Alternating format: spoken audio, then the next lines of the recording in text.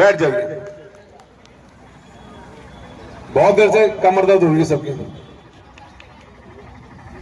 देखिए, आज यहां से जो है स्वाभिमान शंखनाद,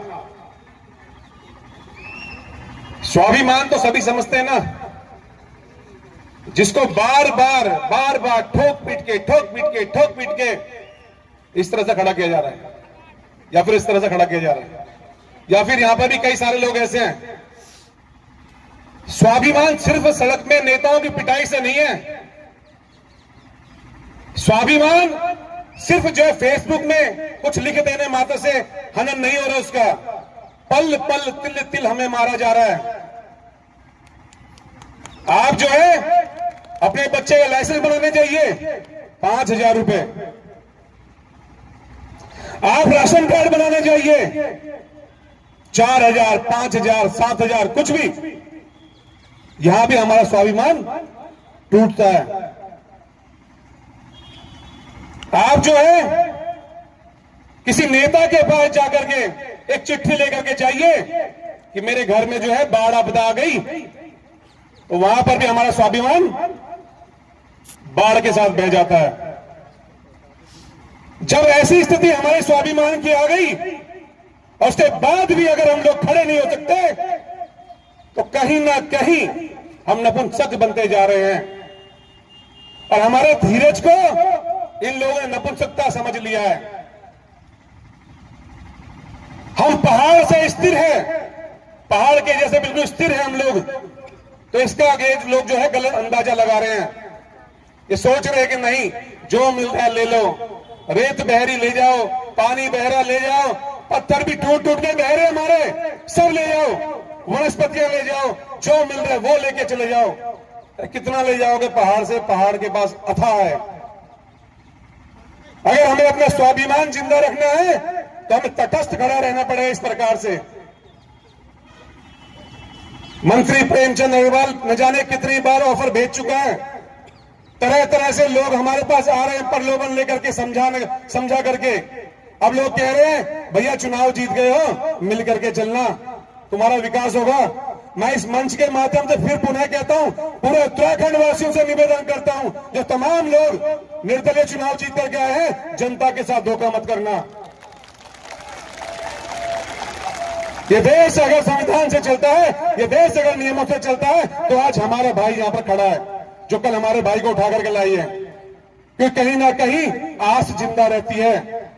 मैंने उस दिन भी कहा था, मैं फिर पुनः कहता हूं, इन्होंने आग बुझाने का प्रयास करा, लेकिन दिया जल रहा है, यानी चिंगारी है, जोत है। हम फिर संविधान लेकर के आएंगे और उससे बड़ी आग जला के दिखाएंगे कि पहाड़ के पास अथाह वन संपदा है। ये वन संपदा खाली इसलिए नहीं है कि तो हमें 5 फ्रांस ना निकालने दो वहां से। ये वन संपदा सिर्फ इसलिए नहीं है कि तो हमें जड़ी बूटी मत निकालने दो वहां से। जाकर के जिन जिन गांव में सड़क आ गई, लोग बड़े खुश हो रहे हैं कि हमारे गांव में सड़क पहुंच गई। ठीक है, एक सड़क के साथ साथ तुम्हारे गांव में जंगलात भी पहुंच गया। जंगलात की एक छोटी सी चौकी बना रखी है और वहां पर कुछ खाने पीने वाले लोग मिलकर के जंगलों को काटने में लगे हुए हैं। ठीक इसी प्रकार से तिल तिल करके हमें मारा जा रहा है। आज यहां पर मूल निवास भू कानून की बात हो रही है। मैं पूछना चाहता हूं आप सबसे, कितने लोग संकल्प ले सकते हैं आज ऋषिकेश में लो हम जलाएंगे? आप लोग यहां से जाओ, यहां से जाओ का मतलब सुदूर क्षेत्र में जो है, जहां पर आवाज नहीं पहुंच रही है, वहां पर हमारे भाई जाएं। यहां पर हम झंडा गाड़ के बैठे हुए हैं। मूल निवास भू कानून में सिर्फ इतना नहीं है कि कोई आ रहा है तो उसे स्थायी निवास दिया जा रहा है। अरे भाई, सारे के सारे आकर के अधिकारी नौकरियां बांट दी, ठेके बांट दिए, सब चीज तो बांट दिए, बचा क्या हमारे पास सिवाय इस प्रकार से सभा करने के? कुछ और बचा हो तो बताइए। भू कानून की हम बात करते हैं तो यहां पर क्षेत्रवाद फैल जाता है। अरे कितनी जगह तुम्हारे पास? 50 गज, 100 गज, 150 गज, उसमें तुम लोग क्षेत्रवाद की बात करते फिर रहे हो। और जो हजारों हजार एकड़ ये नेता मंत्री अधिकारी मिल बांट के हमारी खा चुके हैं, उसकी बात कोई करता ही नहीं है। हमारा राज्यपाल लिख करके एक साइन कर देते हैं, उसको तो हम भगा भी सकते हैं, क्योंकि बंदूकें तंजाई हमारे पर कौन अपनी जान के ऊपर जोखिम लेने को तैयार है? 2, 4, 10, बस उसके अलावा सबके सब शांत। हमें उन जमीनों के बारे में भी सोचना पड़ेगा, हमें उन विषयों पे भी सोचना पड़ेगा।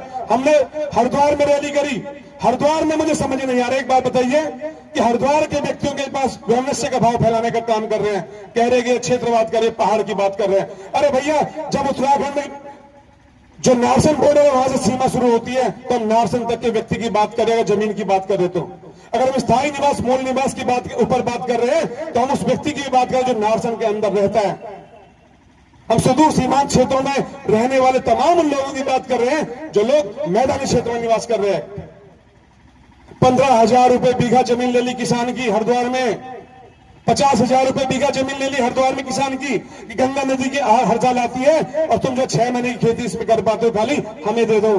षड्यंत्र के तहत फिर सरकार से मिलकर, अधिकारियों से मिलकर, डीएम से मिलकर, मुख्य सचिव से मिलकर के आपने वहां खनन के पट्टे इश्यू कर दिए।